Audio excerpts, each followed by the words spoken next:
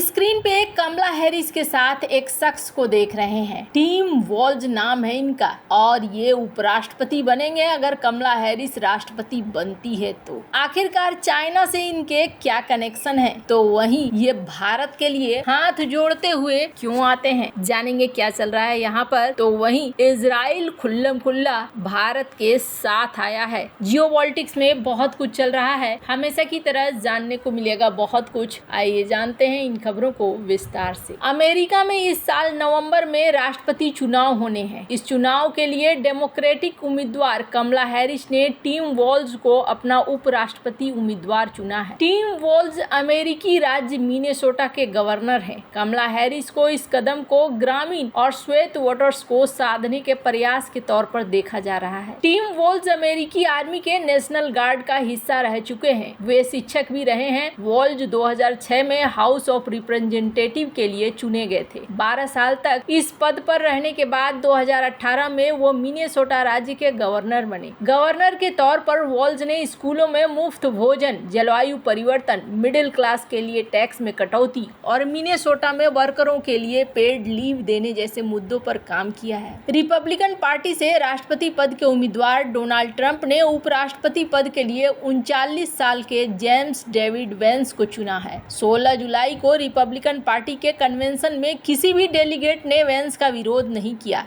Veins 2022 में पहली बार Ohio से सीनेटर चुने गए थे। उन्हें ट्रंप का करीबी माना जाता है। हालांकि ट्रंप समर्थक बनने से पहले 2021 तक वेंस उनके कट्टर विरोधी हुआ करते थे। 2016 में एक इंटरव्यू में वेंस ने ट्रंप को निंदा के योग्य कहा था। उनके स्वभाव और लीडरशिप स्टाइल पर भी सवाल उठाए थे। फिर 2021 में उन्होंने इसके लिए ट्रंप से माफी मांगी थी। साथ ही रिपब्लिकन पार्टी से चुनाव लड़ने की इच्छा जाहिर की थी। इसके बाद से वे ट्रंप के करीबी बन गए थे। रिपब्लिकन पार्टी से उपराष्ट्रपति पद की उम्मीदवारी के लिए 2 भारतवंशियों के नाम भी सामने आए हैं। इनमें विवेक रामास्वामी और निक्की हेली शामिल है। दोनों ही नेता रिपब्लिकन पार्टी से राष्ट्रपति उम्मीदवार बनने के रेस में ट्रंप के खिलाफ खड़े हुए थे। बाद में चुनाव हारने के बाद उन्होंने अपना नाम वापस ले लिया था। 21 जुलाई को अमेरिकी राष्ट्रपति जो बाइडेन ने राष्ट्रपति के रेस में अपना नाम वापस ले लिया था। नाम वापस लेने के साथ ही बाइडेन के कमला हैरिस को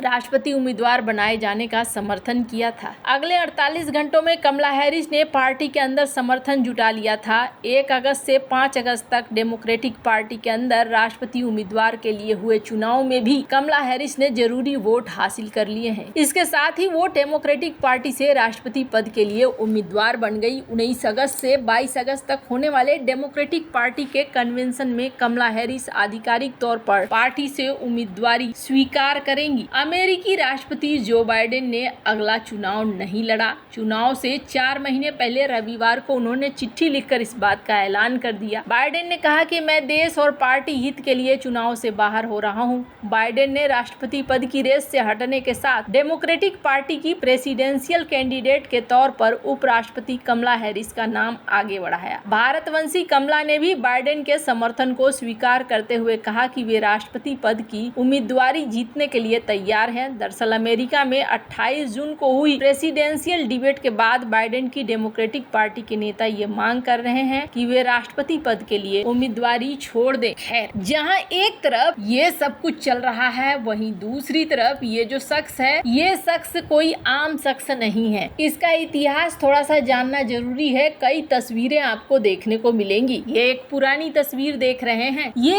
इनके जवानी के दिनों की है, जब ये चाइना पहुंचे थे और चाइना में इनको राजा की तरह ट्रीटमेंट मिला था और चाइना ने इनका इतना स्वागत किया था कि ये फूले नहीं समा रहे थे। ये चाइना लगभग हर साल जाते थे। यहाँ तक कि तियानमेन जो घटना हुई है चाइना की, उस दिन इन्होंने अपना ब्याह किया था ताकि एनिवर्सरी के रूप में वो तारीख हमेशा से याद रहे। वैसे आपको बता दूं, इनके भाव चाइना के प्रति क्या हैं, तो इनके भाव चाइना के प्रति एक समय ये हुआ करते थे कि चाइना के लोगों ने जितना मुझे प्यार दिया है शायद ही कोई मुझे प्यार दे सकता है। यहाँ के लोग बहुत दयालु हैं, बहुत अच्छे हैं और बेहतरीन हैं। इन्होंने ये बात कही थी। अब इन्होंने ये बात क्यों कही थी, हर साल ये क्यों जाते थे चाइना, आपको बता दूं, वर्ल्ड प्रोग्राम के तहत, वर्ल्ड एजुकेशन प्रोग्राम के तहत इनकी नियुक्ति हुई थी चाइना में बच्चों को पढ़ाने के लिए। ये एक टीचर भी है और ये बच्चों को पढ़ाने के लिए वहां जाते थे और बच्चों को पढ़ाते थे। इसी क्रम में इन्होंने इस बात को कहा था कि चाइना में जो बच्चे हैं, जो लोग हैं, बहुत ही अच्छे हैं, मेरा एक्सपीरियंस बहुत ही बढ़िया है। जो यहाँ के लोग हैं उनको अगर लीडरशिप दिया जाए तो वो कमाल के लीडर बन सकते हैं, वगैरह वगैरह इन्होंने कहा था। अच्छी अच्छी बातें कही थी। अब अगर भारत की बात करें तो भारत के साथ इनका क्या संबंध है? भारत के साथ इनका कोई संबंध नहीं है, पर हाँ, जहाँ पर ये अभी गवर्नर थे वहाँ का संबंध जरूर है, क्योंकि वहाँ पर 50,000 से ज्यादा लोग जो हैं वो इंडियन हैं और यही वजह है कि आप इनको कई बार हाथ जोड़ते हुए देखेंगे। मिनेसोटा के गवर्नर हैं, मिनेसोटा में भारतीयों की आबादी ज्यादा है, तो दोनों तरफ से मिला जुला कर चलना चाहते हैं ताकि किसी तरीके से दिक्कतें न हो। लेकिन आने वाले समय में एक चीज साफ है, इनका सॉफ्ट कॉर्नर भी चाइना के प्रति है, तो कुछ हार्ड कॉर्नर भी है। जैसे तियानमेन को ये याद रखना चाहते हैं, जिसे चाइना सीसीपी भुलाना चाहती है। आगे किस तरीके से रिएक्शन होगा अगर ये कमला हैरिस और उपराष्ट्रपति ये बन जाते हैं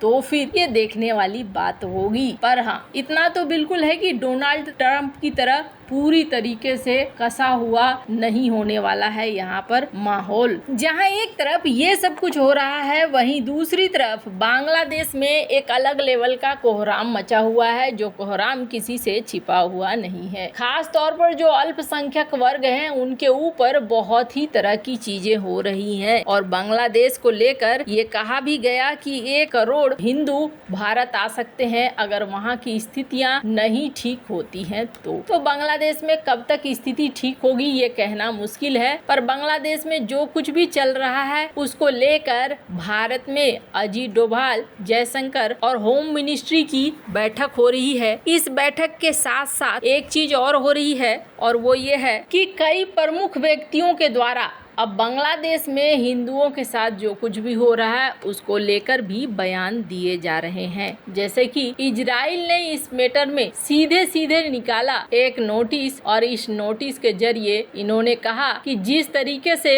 बांग्लादेश में हो रहा है ये बहुत गलत है और ये होना नहीं चाहिए। हम यहूदी इन चीजों को देख चुके हैं किस तरीके से अत्याचार होता है, ये बिल्कुल नहीं होना चाहिए। अब यहाँ पर कई तरह की बातें कही जा रही है कि बांग्लादेश से एक बड़ी संख्या में हिंदू रिफ्यूजी भारत की तरफ आ सकते हैं और फिर भारत उन हिंदू रिफ्यूजियों को रहने के लिए किस तरीके से आसरा देता है, ये भी एक बहुत बड़ी बात हो जाएगी। खैर, अब यहाँ पर भारत में बिहार बॉर्डर को कहा गया है कि इसे काफी हद तक मजबूत कर लिया गया है ताकि चीजों को हैंडल किया जा सके और इस तरीके से रिफ्यूजी या इसी आड़ में कोई और भारत में घुस न सके, जो भारत के लिए बहुत बड़ी समस्या बन जाए। वैसे आपको क्या लगता है इन सब मामले में, आपकी क्या राय है, कमेंट कर जरूर बताएं। जल्द मिलते हैं अगले वीडियो में नई खबर के साथ।